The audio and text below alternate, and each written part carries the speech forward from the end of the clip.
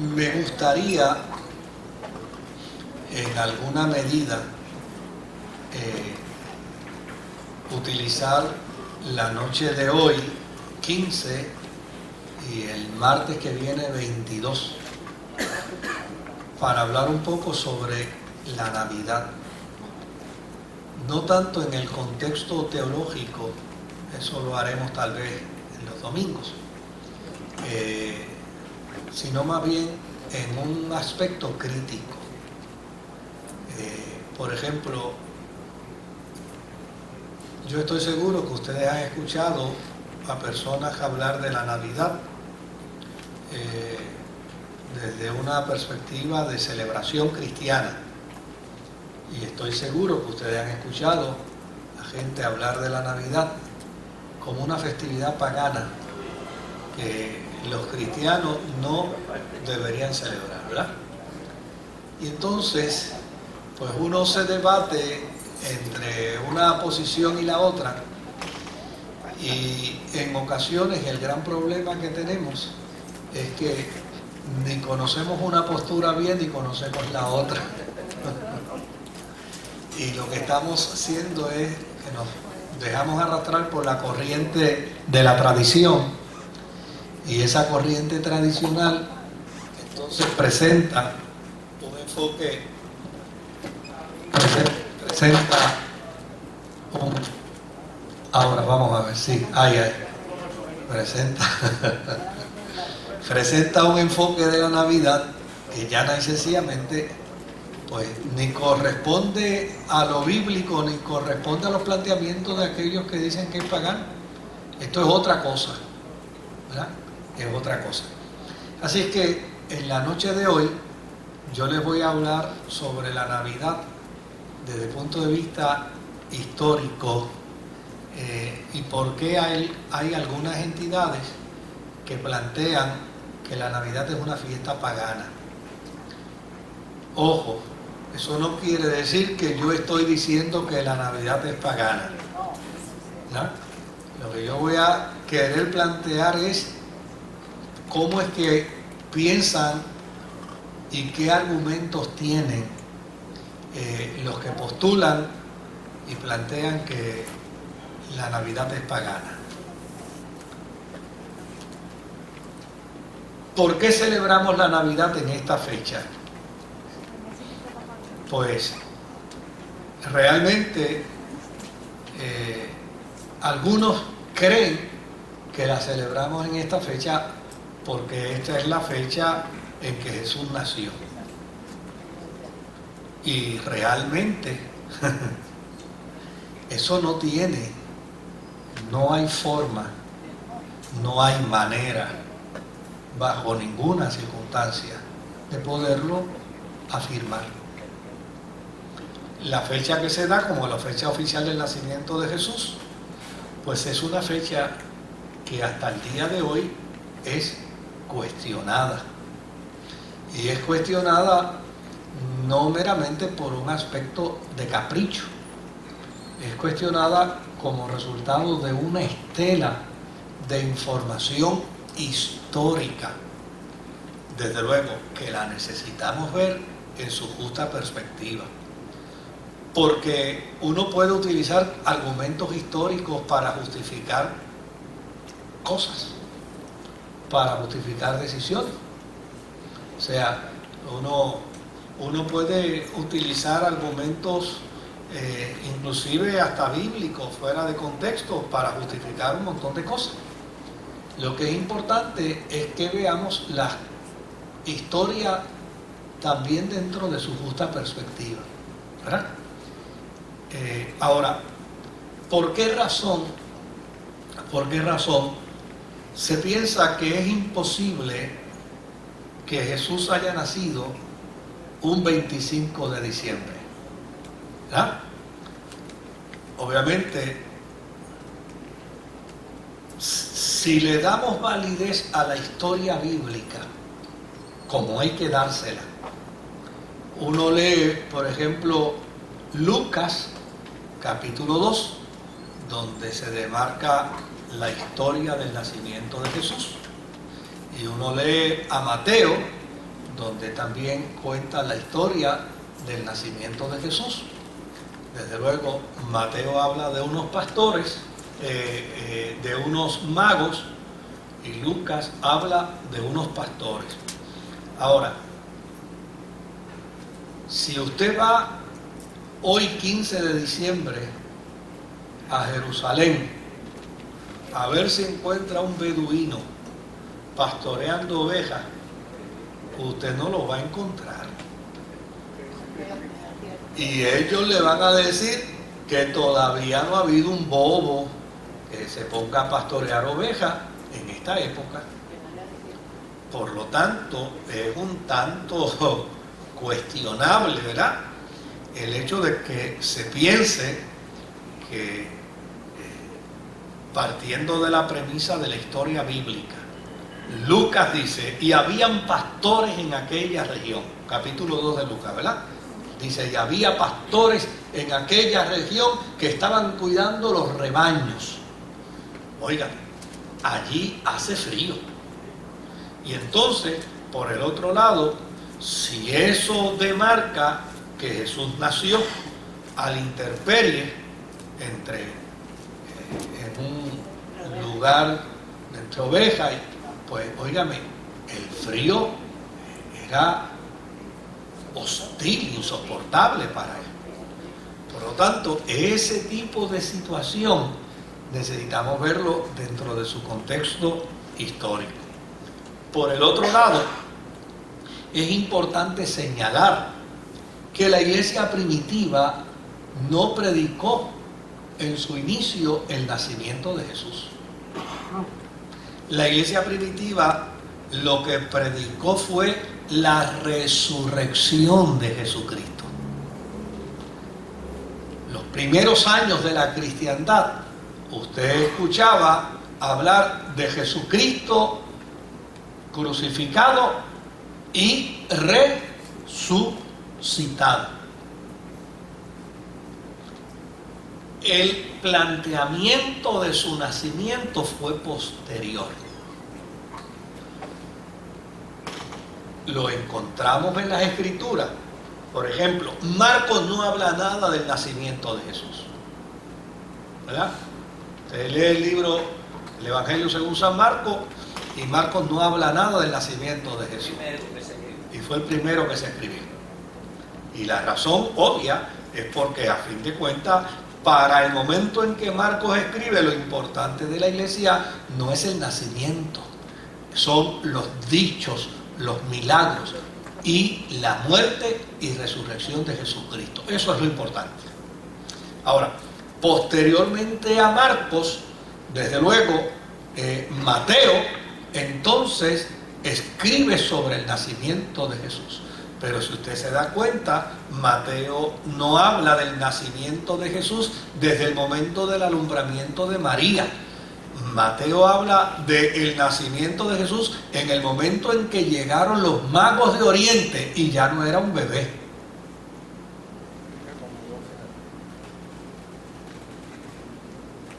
Si pasamos de Mateo a Lucas, entonces Lucas sí habla, obviamente, del nacimiento de Jesús. Y Lucas es el tipo de persona que está procurando poner en orden la historia sobre la vida de Jesús y sobre el ministerio de Jesús. Y desde luego, Lucas, poniendo en orden esa historia, entonces presenta a Jesús en el momento del alumbramiento. Ahora, lo cierto es que la Biblia habla del nacimiento de Jesús. Lo que no habla es cuándo nació. La fecha de su nacimiento no aparece. Ahora, ¿niega esto que Jesús nació? No. Mire, si nosotros tenemos un problema más grande que ese en Puerto Rico. En Puerto Rico ponen entrando a Cristóbal Colón por 3 sitios distintos. Niega eso ¿Niega eso que Cristóbal Colón vino? No, vino. Lo único es que en ausencia de una data de información, pues se han desarrollado ¿qué? Unas teorías. Por algún lado tuvo que haber entrado. Bueno, aquí estaba Dávila, que a lo mejor lo está viendo allá, y Dávila entraba que por el río de Utuado. ¿Verdad? ¿Se da cuenta? O sea que el hecho de que se diga que entró por 3 sitios distintos no niega la realidad de su llegada. Muchas veces nos topamos con un accidente y desde luego, si le preguntamos a los testigos del accidente, probablemente algunos de ellos contarán hechos que realmente no acaecieron, porque lo van a contar de acuerdo a la forma como lo percibieron, ¿verdad? Hablan de ángulo, a veces se equivocan de la marca del carro, a veces se equivocan hasta del color, ¿verdad? La hora se pueden equivocar, pero niega eso que hubo un accidente. No, el accidente lo hubo. Lo único es que ya necesariamente desde el punto de vista de la interpretación de la experiencia, pues pueden haber diversidad de versiones. Por lo tanto, cuando yo escucho a alguien que dice que la Navidad es pagana, a mí no me quita el sueño, ni me genera ninguna preocupación en términos de mi fe, por una sencilla razón. Y mire la razón. Cuando los países empiezan a atraer a sus territorios personas oriundas de otros lugares, muchas veces le preguntan la edad que tienen y ellos no saben su edad y mucho menos cuando nacieron. ¿Y sabe lo que hacen? Le ponen una fecha estimada. Ha habido casos inclusive donde a una cantidad X de personas que son traídas, digamos, de un país de África, les pone la misma fecha, 1 de enero. Y le dicen, ¿pero por qué les pone 1 de enero? Bueno, pues porque empezó una nueva experiencia de vida y empezó el 1 de enero. ¿Niega eso la existencia de ese ser? No, pero tuvo que haber nacido. El único problema es que no se sabe cuándo nació. Y si él no sabe cuándo nació, alguna fecha hay que ponerle de nacimiento. Pero está ahí, es un ser, existe. Y se puede contactar, se puede evidenciar su presencia. Pues cuando alguien plantea la Navidad desde el punto de vista pagano, no está negando la realidad de que él nació. Y lo que es importante para la iglesia no es cuándo nació. Lo que es importante para la iglesia es que el Verbo se hizo carne y habitó entre nosotros. Si tenemos eso claro, querido, y ustedes van a estar en ventaja de un montón de cristianos y de creyentes, y la gente que nos ve por internet va a estar en ventaja de un montón que, pues obviamente que no saben nada con respecto a la festividad de la Navidad desde el punto de vista cristiano. Ahora, ¿qué es lo que yo quiero procurar en esta noche? Entonces, si tenemos claro que lo que es importante es que nació, olvídese cuánto. Yo le voy a decir ahorita todas las fechas que se especulan. Y de hecho hay una que me gusta porque está bien cerca de mi fecha de nacimiento. Y a mí me encantaría que algún día se pudiera descubrir que fue ahí. Ahora, ¿por qué se celebra en diciembre? Esa es la pregunta que nosotros necesitamos contestar. Entonces, desde luego, cuando nos preguntamos por qué se celebra la Navidad en diciembre, entonces aquí sí vamos a descubrir las razones de la celebración de la Navidad en diciembre. Que hay unas razones, oiga bien, que existen unas razones que tal vez puedan generar signos de interrogación. Sí, óyeme, pero algo tenían que hacer los cristianos para manejar el problema, para manejar la situación, para manejar, yo no sé qué mago tú eres, pero por lo menos me trae agua. Dios te bendiga. Entonces, eso es lo que a mí me gustaría que trabajemos hoy. ¿Por qué hablamos de la Navidad el 24 de diciembre? ¿Qué quiere decir? Solsticio.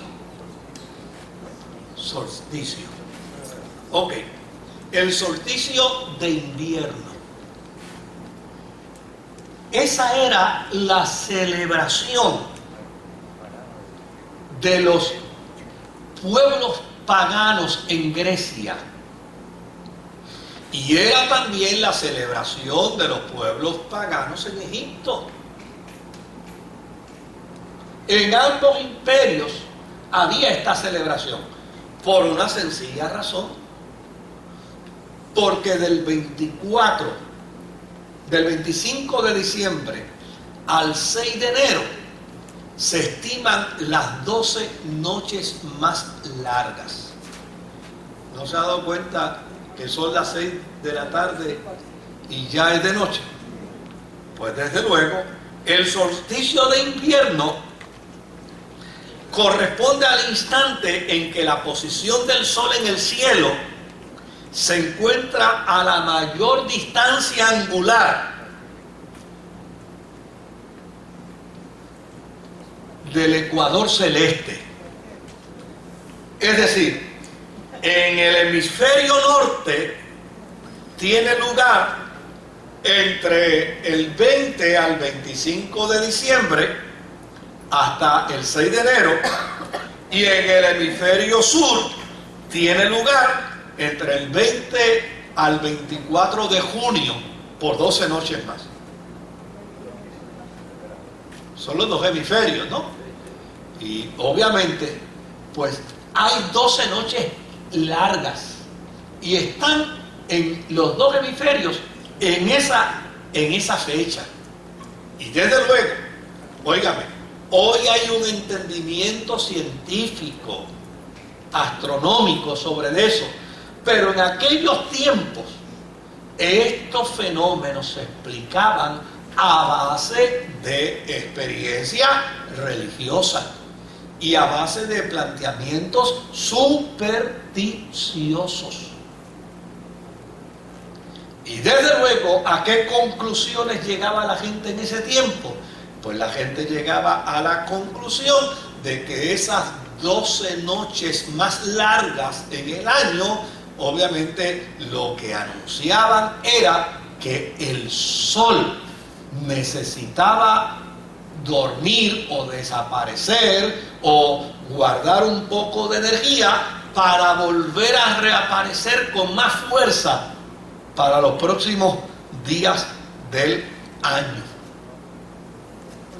Y es como resultado del solsticio que entonces comienza a desarrollarse toda una celebración religiosa y supersticiosa. Estas celebraciones son más antiguas que la cristiandad. Por lo tanto, cuando la cristiandad aparece, ya esas celebraciones existían, se realizaban en los imperios, tanto en los imperios mesopotámicos, imperio egipcio, el imperio griego, y desde luego la iglesia cristiana, dentro de su tarea y dentro de su función evangelizadora, no solamente predicaba a Cristo, sino que tenía que cambiar la mentalidad cultural, social de los pueblos para que sus actividades y su estilo de vida y su rol de vida fuera cónsono con la experiencia de la fe. Porque ¿qué celebraban la gente en el solsticio? El día en que el sol nacía. Y desde luego, la iglesia no está para celebrar la creación. La iglesia está para celebrar al que la crea, al creador. Eso es lo que plantea precisamente el capítulo 1 del libro de Romanos, que dice que el mundo pagano, en lugar de adorar al creador, empezó a adorar ¿qué? A las criaturas. ¿Ve? Y entonces, esa es una de las respuestas que el cristianismo utiliza para decir, pues si el mundo pagano, en lugar de adorar al creador, adora a las criaturas, pues cuando se hacen cristianos hay que enseñarlos a adorar ¿a quién? Al creador. Entonces, cuando yo tengo entendimiento de eso, pues mire, yo no voy a evitar que me encuentre con alguien que me diga, ustedes celebran la Navidad, sí la celebran, una celebración pagana. Y vi en la iglesia de ustedes que tienen un árbol de Navidad, y eso es pagano, sí. Y vi que tienen unas Pascuas y una bombita, y eso es pagano, sí. También esa es tu forma de pensar y de creer. Nosotros tenemos unos recursos dentro del marco histórico, dentro del marco teológico, que ya sencillamente a nosotros esto está una semana ahí, después las otras 49 semanas no está ahí, y está como si estuviera, y si no estuviera, sería lo mismo. Sería lo mismo. Hubo tiempo de celebración de Navidad donde yo ponía bombillas de Navidad hasta en el baño, pero ahora con el problema del costo de la luz, pues le dije a Mari, le vamos a poner esta bombillita aquí en el jardín para que la nena sepa que estamos en Navidad. Bueno, ahora, fíjese los grandes debates que tuvo la iglesia. Porque desde luego, hubo un momento en que la iglesia hablaba de la resurrección de Jesucristo, pero la gente le preguntaba, ¿y cuándo nació él? ¿Y dónde nació? Y ellos no sabían. Entonces se dieron a la tarea de trabajar con la historia. A mí me encanta una expresión que usted va a encontrar en la Biblia que dice, y María guardaba todas estas cosas en su corazón.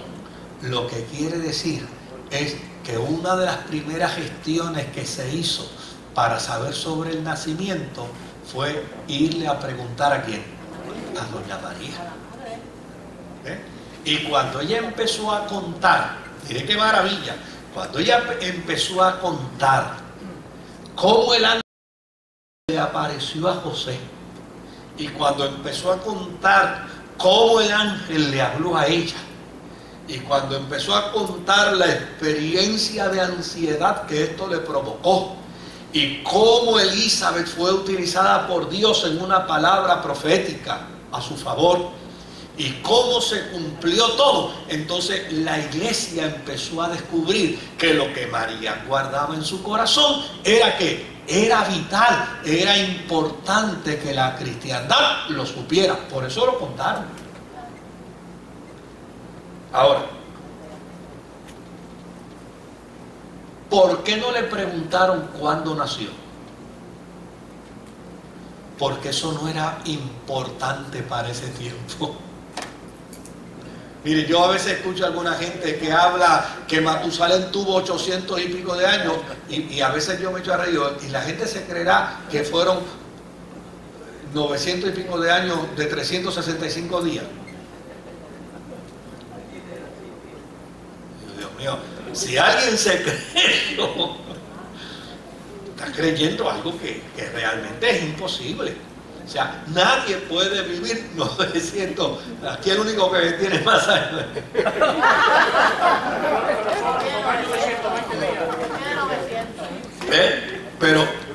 Pero nadie puede creerse tal cosa. Que Matusalén fue el hombre que más vivió. Yo no sé. Yo sé que probablemente se le sumaban los años de acuerdo al cambio de la luna. Por eso no le preguntaron a María, María, ven acá, ¿y cuándo fue que nació el muchacho? Dice, ¿qué vas a saber yo cuándo nació? Con la tensión que yo estaba, con la ansiedad que yo estaba. Lo que es importante es que ahí está, nació, predicó, enseñó, ministró y resucitó. Eso era lo importante para la iglesia. Ahora, desde luego, para el siglo segundo, porque como los seres humanos somos seres especiales, lo que no encontramos nos lo inventamos, ¿no? Para el siglo segundo empezaron a desarrollarse un montón de hipótesis con respecto a su nacimiento. Y todo el mundo daba una opinión sobre su nacimiento, a tal punto que Clemente de Alejandría propuso la fecha del 18 de noviembre. Pero otros plantearon que fue el 2 de abril. Y otros plantearon que fue el 20 de abril. Y otros plantearon que fue del 20 al 21 de mayo. Y otros plantearon que fue el 29 de septiembre.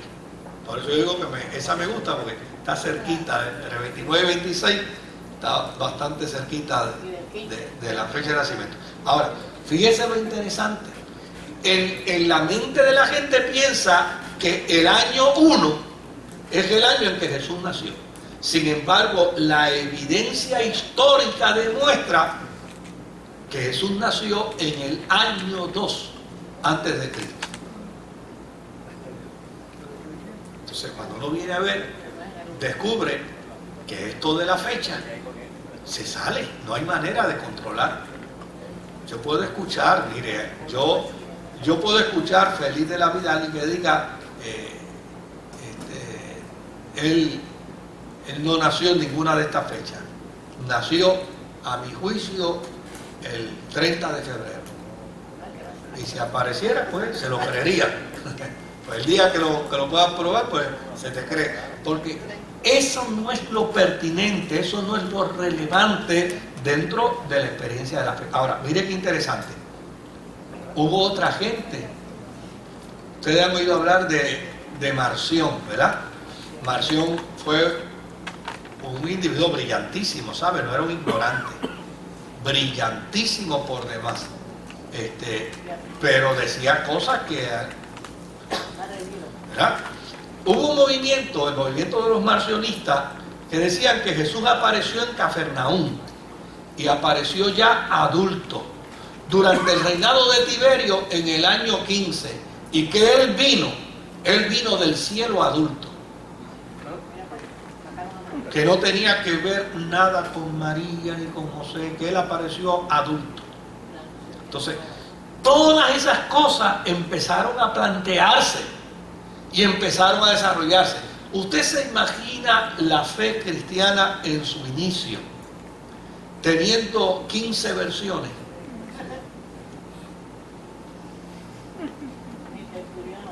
Era imposible.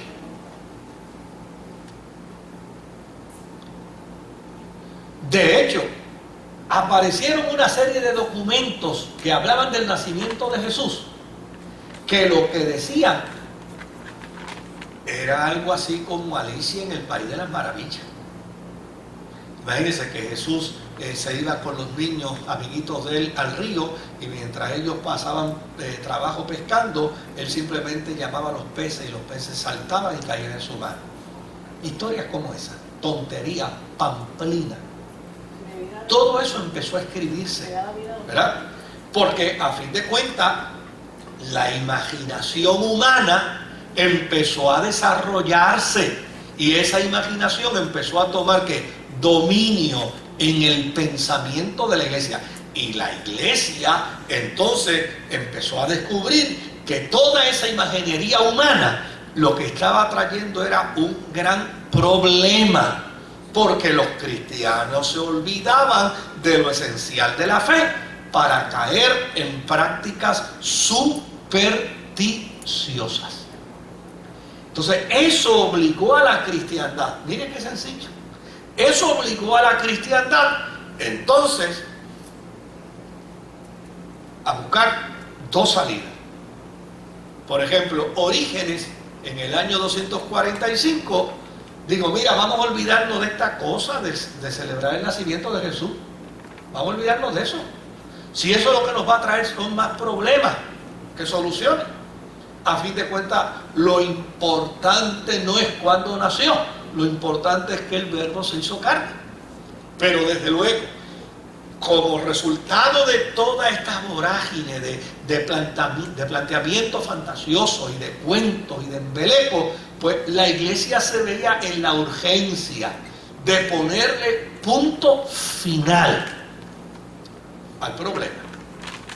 Y desde luego, mire lo que sucedió. Hubo una propuesta en la iglesia de Oriente por parte de la escuela de Basílides o Basiliades. Usted va a encontrar en los libros llamándose de distintas formas. Puede ser que estos son nombres que son traducidos, ¿no? Donde él propone que se escoja la fecha del 6 de enero como la fecha del nacimiento de Jesús. La razón de ello era porque en Oriente se celebraba la aparición de Osiris, que también era conocido como Dionisios. Y entonces, pues como en el mundo pagano oriental, el 6 de enero se celebraba la aparición de Osiris, ¿verdad? Porque fíjese que el solsticio concluye el 6 de enero. Y el 6 de enero lo que hace es que entonces el sol empieza a imponerse y ahora el día empieza a ser ¿qué? Mayor.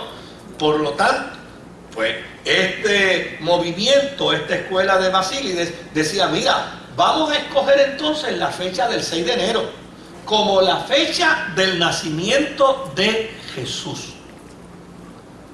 Así es que, dado el caso de que el mundo greco-oriental celebraban la fiesta en que hubo la Epifanía, es decir, la aparición de Dionisios, donde la fuente sagrada manaba vino, todo eso era una superstición, ¿verdad? Y desde luego, esa Epifanía de Osiris, que es lo mismo Dionisio que Osiris, se daba precisamente en esa fecha de diciembre. Pues entonces el planteamiento de Basílides, que no era un cristiano al 100%, porque Basílides después fue juzgado como un gnóstico, ¿verdad? Pero esa festividad de él se puso dentro de ese contexto.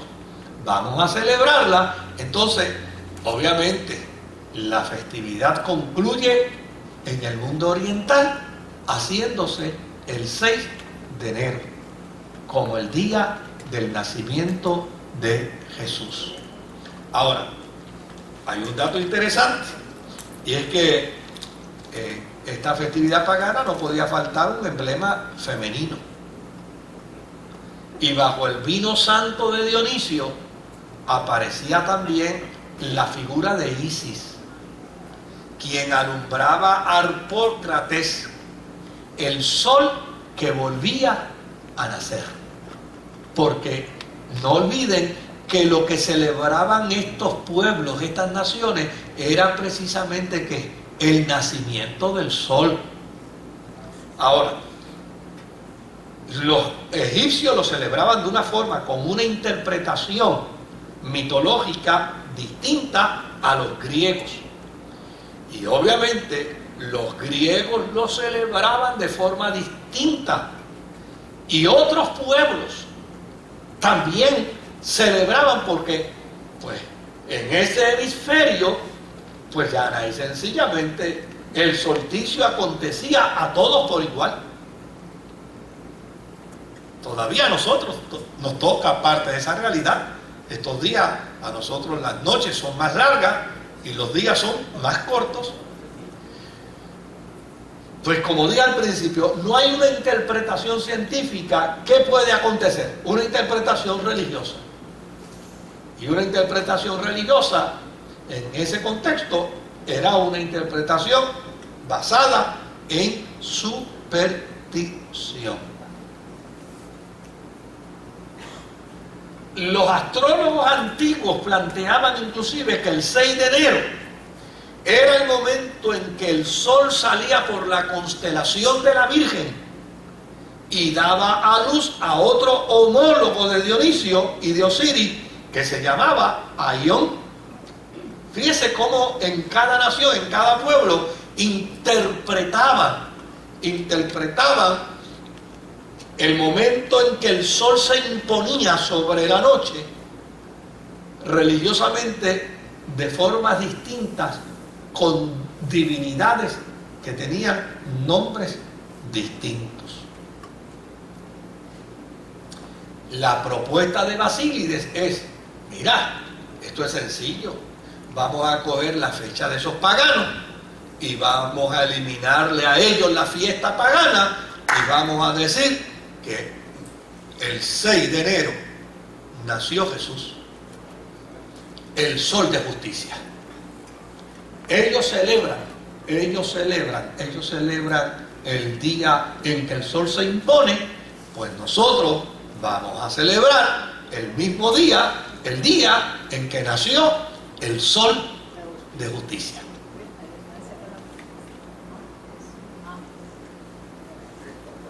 Ahora, ¿dónde está el problema? El problema está en que el que lee esto de forma literal y lo juzga de forma literal, a la larga lo que dice es: esto es un sincretismo. Esto es cogerle prestado a las religiones paganas una fecha para celebrar ¿qué? Una fe cristiana, un nacimiento cristiano. Por lo tanto es un sincretismo. Y quien lo ve de manera literal dice: no, yo no estoy de acuerdo con el sincretismo. Por lo tanto, mi conclusión es que la celebración de la Navidad es pagana. Mire, yo voy a citar el milagro obviando el nombre del santo, ¿verdad? Yo estuve hoy en una reunión de esas que uno no puede ir vestido así, y había allí un representante político. Todos los que allí estábamos éramos ministros, pero de alguna manera pues el pobre quería también demostrar su conocimiento de fe y quería, oiga, pues todos los que están aquí son ministros, yo les voy a probar a ellos que yo también me paseo entre ellos. Entonces empezó a contar una historia, la historia de un milagro que a él le sucedió, y al final adjudicó su milagro a San Benito.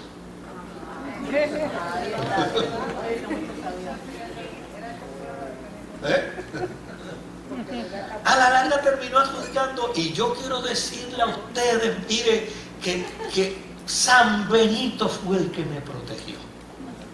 Óigame, hubiera sido anticristiano tomar a aquel hombre allí en su planteamiento y empezarle a disparar con una teología y ridiculizarlo.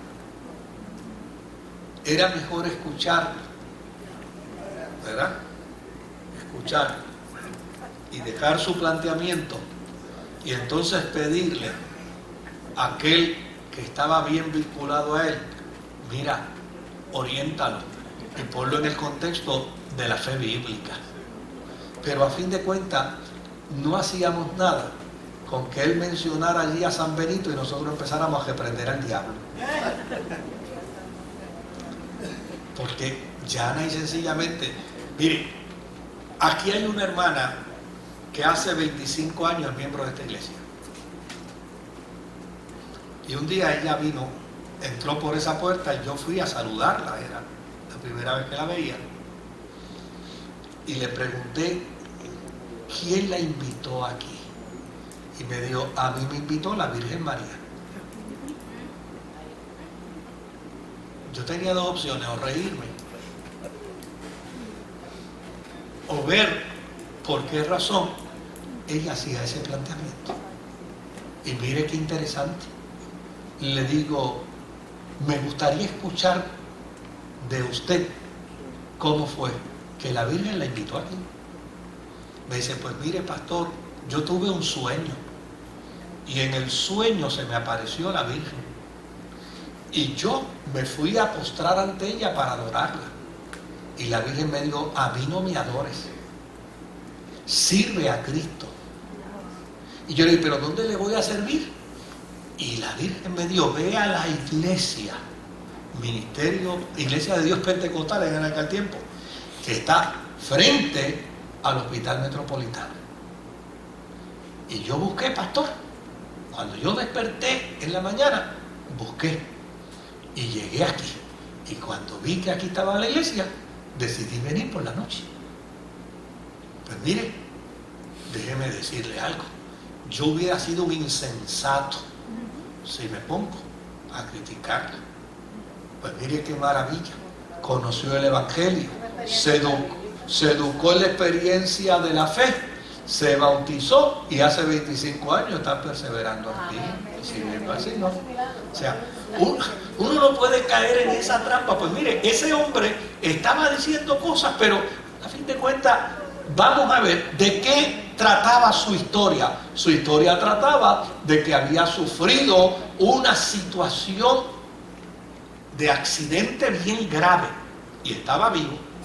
Pues él no sabe darle la honra a nada más que a su experiencia de fe. Cuando conozca a Jesús, descubrirá que Él es el merecedor de toda gloria, de toda honra y de toda alabanza. Pero o sea, uno no puede tomar de manera literal las experiencias si primero no las pasas por el filtro histórico. Ahora, mire lo interesante de esto.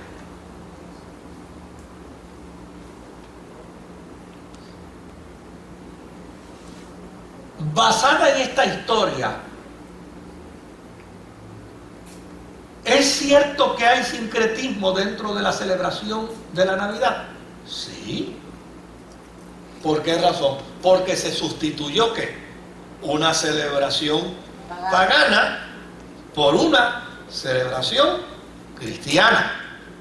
Así es que, en el caso de los persas, sucedió también lo mismo. Mire, los persas, que no es otra cosa que el mistraísmo, ¿verdad? Su religión, ellos hablaban del dios solar y hablaban del dios solar como parte también de ¿qué? De la experiencia del solsticio. Pero en el siglo segundo de la era cristiana, los persas desarrollaron una capacidad extraordinaria religiosa en el Oriente, y el cristianismo estaba compitiendo con ellos. Por lo tanto, si los persas dentro de su religión querían que se celebrara el culto del sol el 25 de diciembre, ¿qué otra alternativa tenían los cristianos? Había que quitarla. No, para que se les reconozca a ellos por el Imperio Romano que el 25 de diciembre es el día de la celebración del sol. No, que nos incluyan a nosotros como la celebración nuestra. O sea, se dan una serie de circunstancias que fuerzan a la celebración del día.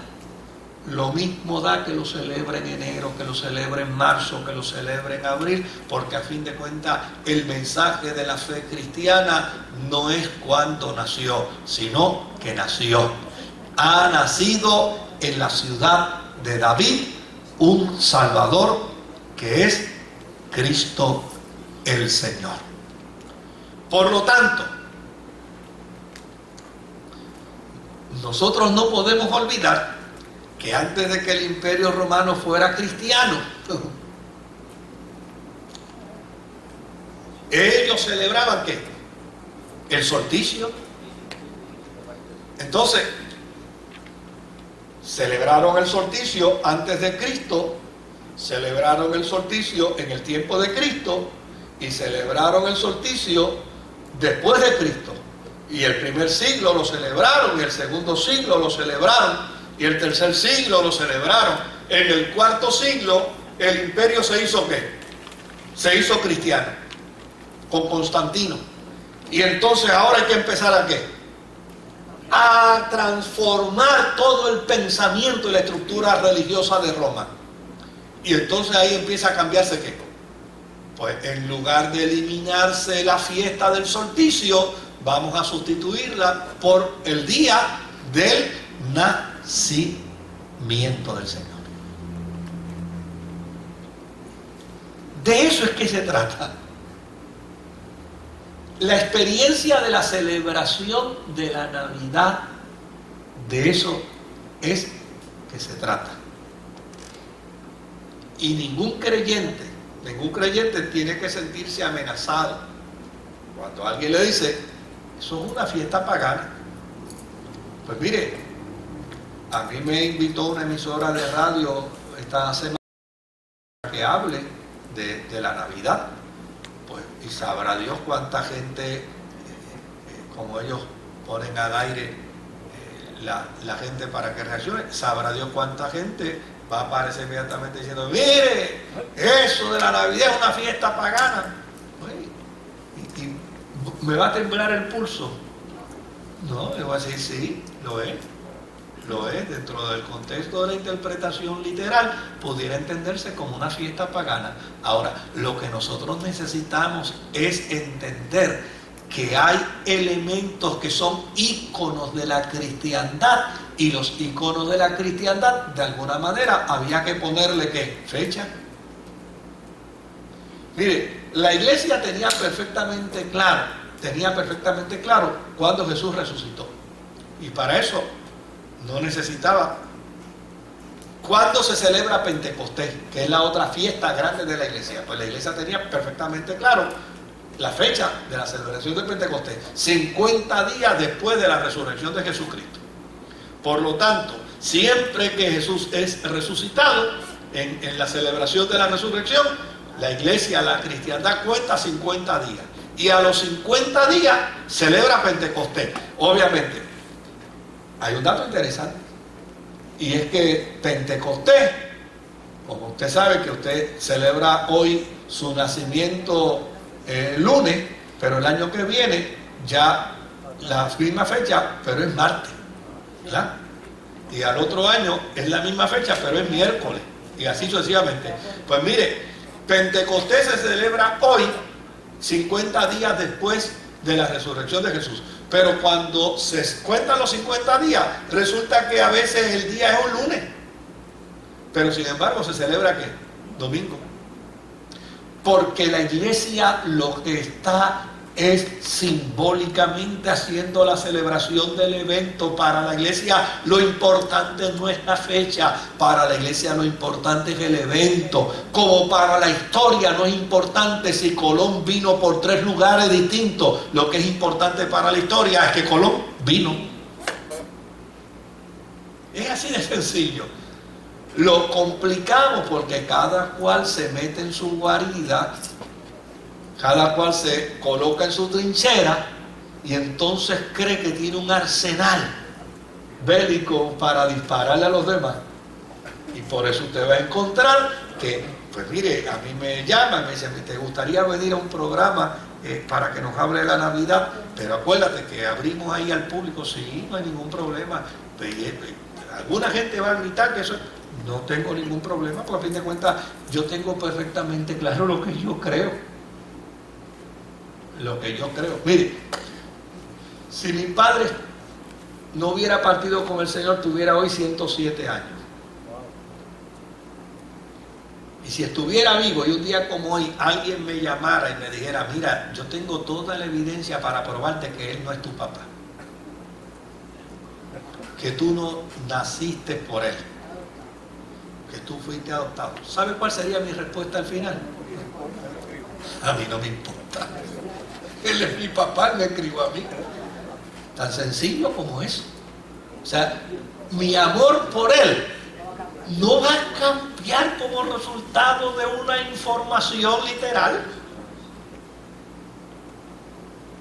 Por esa razón, en la celebración de la Navidad, alguien me dice, adiós, ¿y tú eres de los que cree que Jesús nació? No, yo no sé ni cuándo nació, lo estoy celebrando ahora.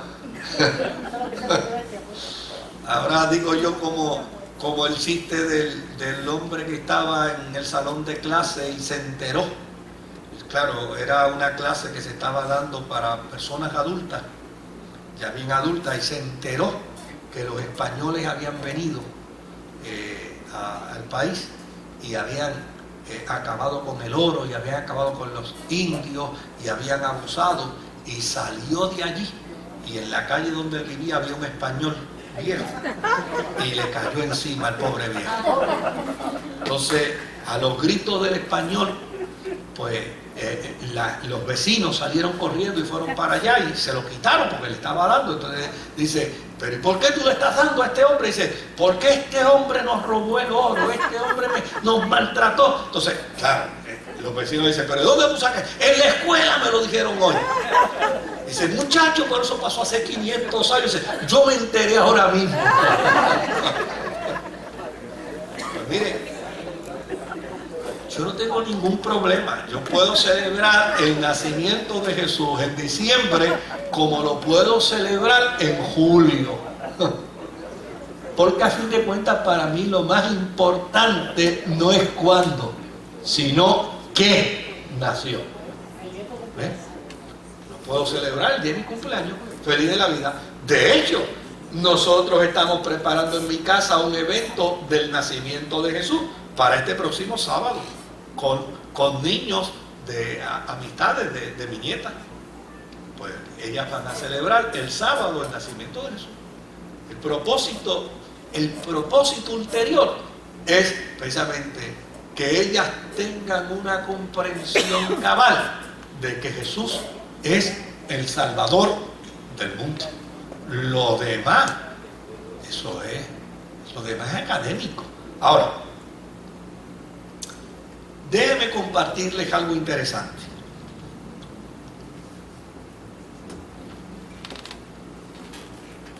Porque fíjense que yo les conté a ustedes que esto comenzó con la gran pregunta de la iglesia.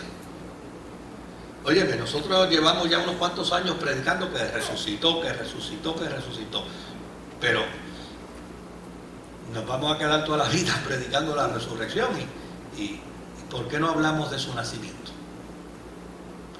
¿Y cómo probamos que Él es auténticamente el Mesías? Entonces, ¿qué hizo la iglesia? La iglesia se fue a buscar la evidencia. Y mire qué interesante. Buscando la evidencia sobre el nacimiento de Jesús, descubrieron más de 300 textos antiguos testamentarios que hablaban de que Jesús nacería. Y descubrieron que Jesús probó a la saciedad que Él era el Mesías profetizado en el Antiguo Testamento. Usted ha leído la historia de los evangelistas del Calvario, ¿no? Las 7 palabras. ¿Verdad que a las 7 palabras le antecede una fórmula que dice, y para que se cumpliera la Escritura?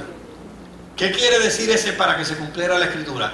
Que en el Antiguo Testamento un profeta dijo que él iba a decir, sed tengo. Que él iba a decir, en tus manos encomiendo mi espíritu. Que él iba a decir, Dios mío, ¿por qué me has desamparado? Que él iba a decir, consumado es. Es decir, esas expresiones estaban en el Antiguo Testamento. Cuando la iglesia primitiva dijo, vamos a buscar información de su nacimiento, porque a lo mejor ahí vamos a descubrir que Él realmente es el Mesías, porque lo único que tenían del Mesías era su resurrección. Y cuando se fueron a buscar la información de su nacimiento, entonces tenían que toda la evidencia, con más de 300 pruebas antiguo testamentarias para probar que Él era el Mesías. Ahora, lo interesante de eso es que después de ahí, como no había fecha, porque obviamente en el mundo oriental la fecha del nacimiento no es importante, y en nosotros tampoco. De hecho, en nosotros la fecha de nacimiento se hace importante de 0 a 18 años. Después no quisiéramos saber de ella.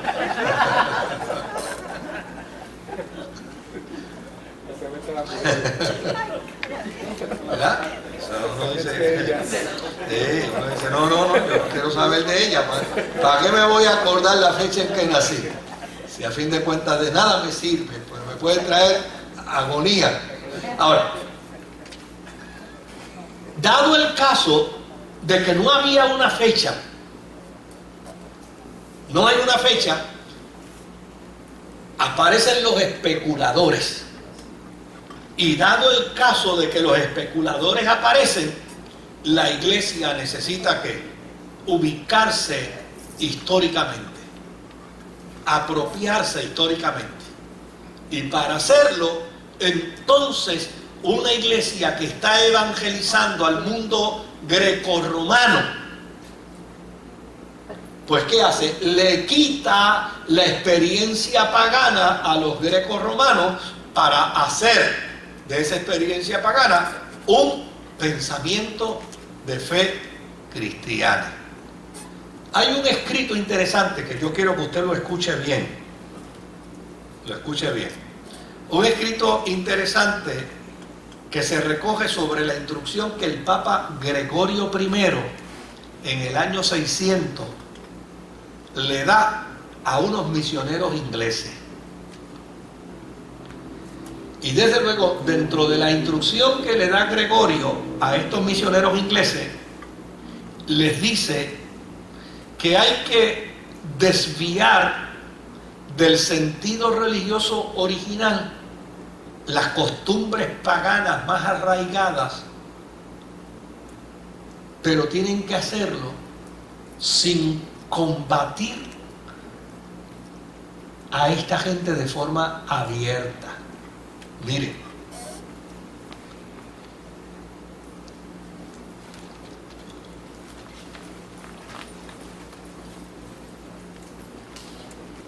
nosotros hablamos de trabajo misionero y desde luego, pues nuestra experiencia de trabajo misionero es aquí en Santo Domingo, ¿verdad?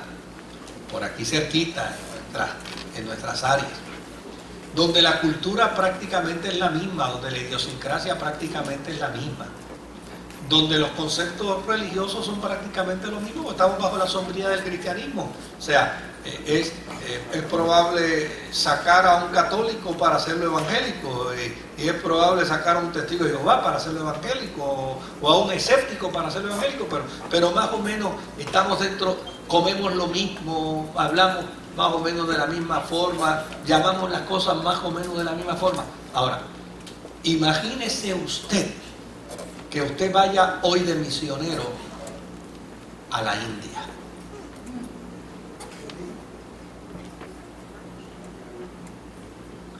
¿Cuánto tiempo cree usted que le podrá tomar ganarse a un hindú para Jesús y convertirlo en el cristiano que usted desea que sea? Pues ¿sabe lo que dicen los especialistas en misionología? Que eso puede tomar decenas de años. Porque ya necesariamente, oiga, esa persona está imbuida en su cultura, está imbuida en su idiosincrasia, eso corre en los genes. Imagínese, ¿ah? Sí, imagínese qué interesante que un amigo mío va a una iglesia en África a predicar y encuentra que un grupo de pastores, ¿no?, que están en la iglesia donde él va a predicar, pero todos de ellos tienen azabaches en las manos. Y él les preguntó y ellos plantearon que era para espantar los espíritus. Pues mire, óigame, es que para sacar a esa gente de toda esa bruma religiosa, supersticiosa, es una cuestión de 2 días, ni de 3, ni de 1 año, ni de 5. Eso toma tiempo. Entonces, cuando yo escucho los planteamientos literalistas de la gente, digo, oye, pero ¿y qué tú pretendes? ¿Que los cristianos quisieran cristianos a todo el mundo sin considerar cultura, idiosincrasia, sin considerar todo el andamiaje religioso, supersticioso que por miles de años esas culturas tenían? Es imposible. ¿Se da cuenta que esto no es un monstruo nada para cogerle miedo? Es imposible. Ahora, fíjense, los indios. Bueno, yo leí la historia de un misionero que fue a evangelizar una tribu que ellos eran caníbales. Y él empezó a contarle la historia de Jesús, pero cometió un error. Y es que contándole la historia de Jesús, le contó la historia de Judas. Entonces llegó un momento en que cuando él iba a seguir contando la historia, ellos le decían, no, háblanos de él. Y él decía, de Jesús, no, del otro, de Judas. Háblanos de Judas. Entonces él dice que empezó a preocuparse hasta que el intérprete le dijo, mire, es que ellos están viendo a Judas como el personaje digno, porque ellos celebran la fiesta de la traición.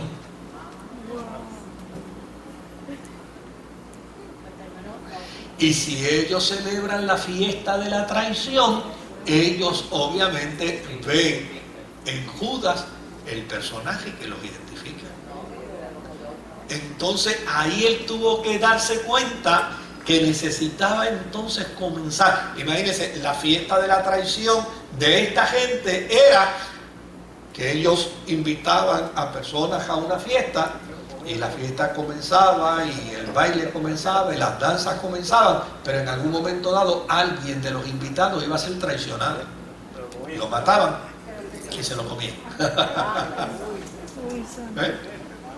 Entonces oyeron hablar de Judas, y al hablar de Judas ellos inmediatamente comenzaron a identificarlo.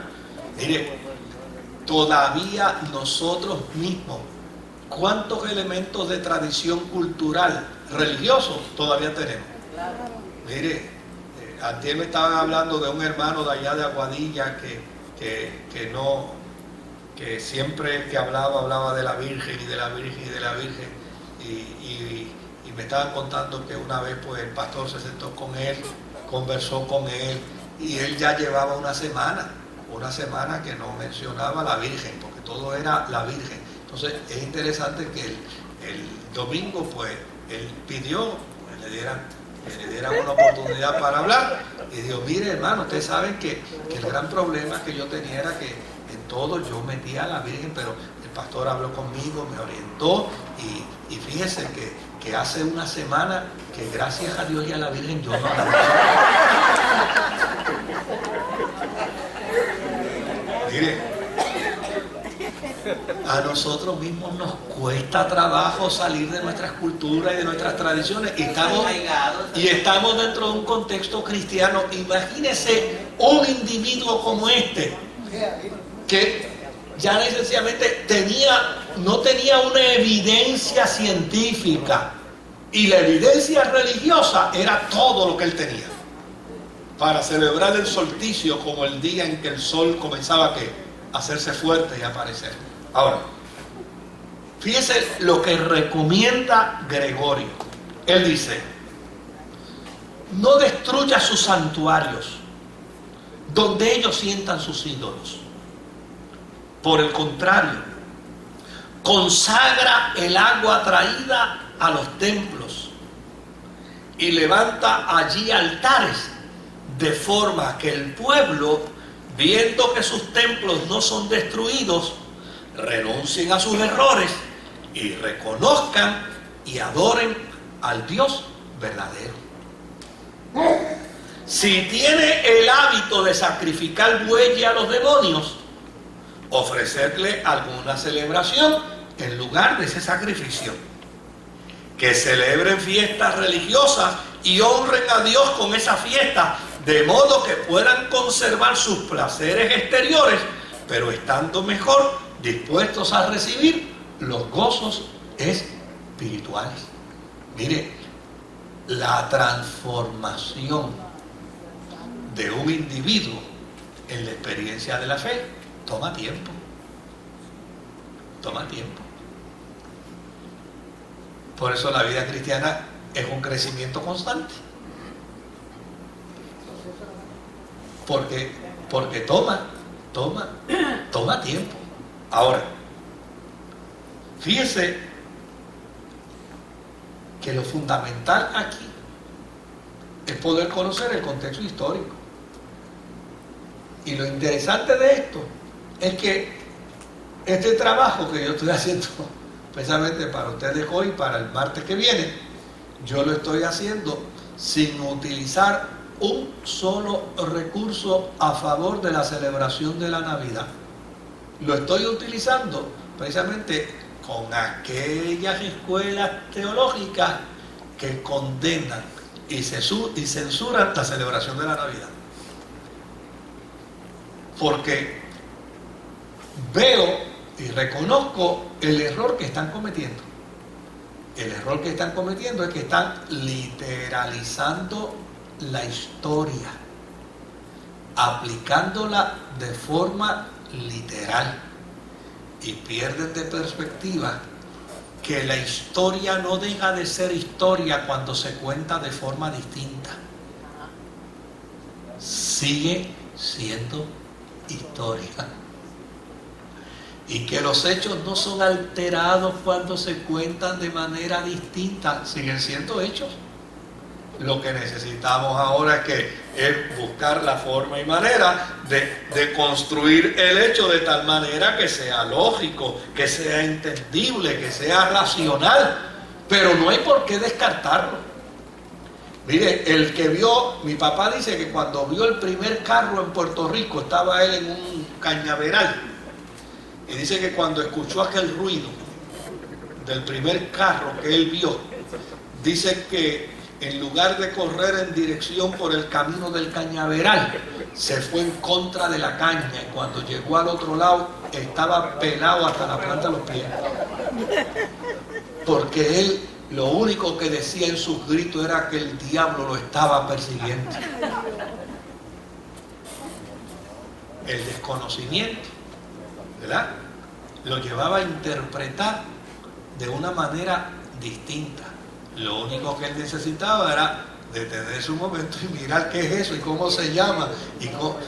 Pero obviamente la gente a veces reacciona con unos temores y no se percatan que llana y sencillamente, si entendemos bien, podemos manejar mejor el proceso sin ninguna dificultad. Que la iglesia necesita enfocar mejor su celebración de Navidad, sí, porque a fin de cuentas hemos perdido también de perspectiva el que la celebración de la Navidad no estriba en su esencia en fiestas, ni en regalos, ni en borracheras, ni en bebelata. No, la festividad de la Navidad estriba en que queremos dar un elemento histórico, un ícono histórico. Fíjense que yo mencioné que la resurrección de Cristo tiene una fecha, que la celebración de Pentecostés tiene una fecha. El nacimiento de Jesús es un ícono, porque si nació, nació. Entonces ese no tiene fecha, porque los judíos no bregaban con la fecha del nacimiento. Entonces esa fecha obviamente se puso dentro del marco de un aproximado. Y el marco de ese aproximado era precisamente sustituir el pensamiento religioso solsticio que los pueblos persas, que los pueblos griegos, que los pueblos romanos tenían. Ahora, ¿qué nos resta a nosotros como cristianos? Pues como no podemos encontrar la fecha, pues vamos a celebrarlo dentro de un contexto de fe que sea cónsono con la esperanza, cónsono con el amor, cónsono con la solidaridad, y que nos separemos de toda esa retraíla de conceptos mundanales que nada aportan a la celebración de la Navidad. Menos los regalos. Menos los regalos, tú dices. ¿Verdad? Los regalos siempre son buenos, pero son buenos cualquier día y a cualquier hora y en cualquier momento, ¿verdad? De hecho, fíjese el gran problema. Obviamente es innegable que la economía de Puerto Rico está en una crisis bien seria, y dentro de esa gran crisis, óigame, casi 1000 corporaciones solicitaron no pagar el bono de Navidad este año. Lo que quiere decir es que habrá miles de puertorriqueños que no van a tener el bono de Navidad este año. Querido, es una noticia triste, pero si la celebración de la Navidad depende de un bono, nosotros los cristianos somos la gente más digna de conmiseración, porque yo no celebro la Navidad por un bono.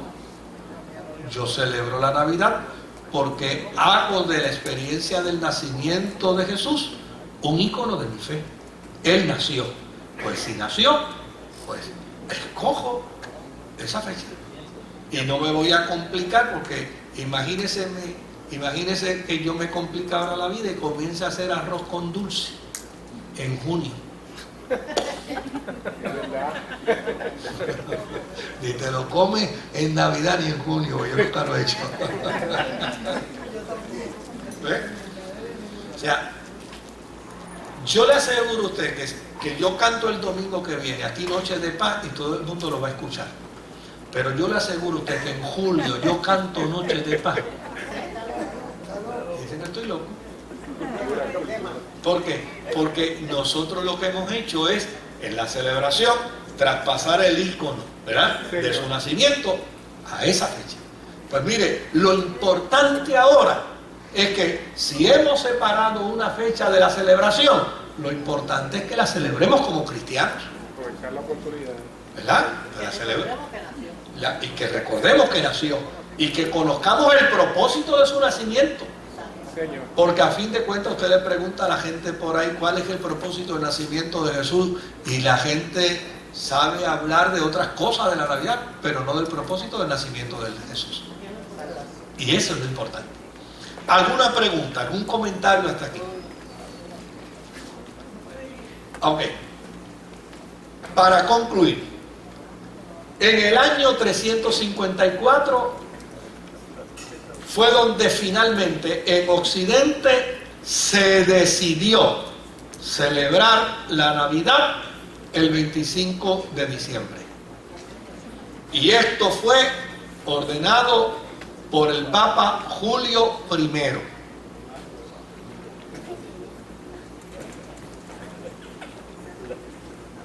Aunque, déjeme decirle algo, todavía la Iglesia de Oriente celebra la Navidad el 6 de enero. Así fue como ellos lo aprendieron y así es como ellos la van a seguir celebrando. Es más, mire, lo interesante de esto es que la disputa, la ruptura de Oriente, de la Iglesia de Oriente con la Iglesia de Occidente, se dio a tal grado que algunas de las acusaciones de la Iglesia de Oriente era que la Iglesia de Occidente estaba utilizando el culto pagano del mundo grecorromano para celebrar la Navidad, y a ellos se les olvidaba que Basílides fue el que les dio la alternativa